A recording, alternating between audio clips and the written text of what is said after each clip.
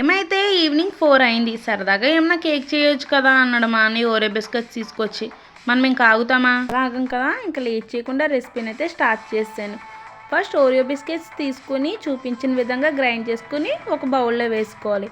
దీంట్లోనే సరిపడినంత పాలు, ఈనో, కోకో పౌడర్ వేసుకుని బాగా మిక్స్ చేసుకోవాలి. ప్యాటర్న్ అనేది ఈ విధంగా ఉండాలి.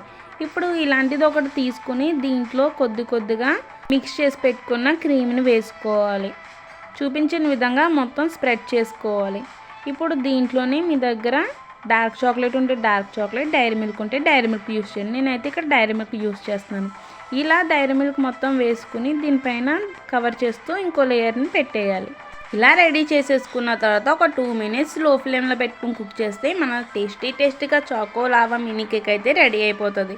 దీన్ని చాక్లెట్ సిరప్తో సర్వ్ చేసుకుంటే సూపర్ ఉంటుంది. మీరు కూడా ఒకసారి ట్రై చేసి ఎలా వచ్చిందో నాకు కామెంట్ బాక్స్లో చెప్పండి.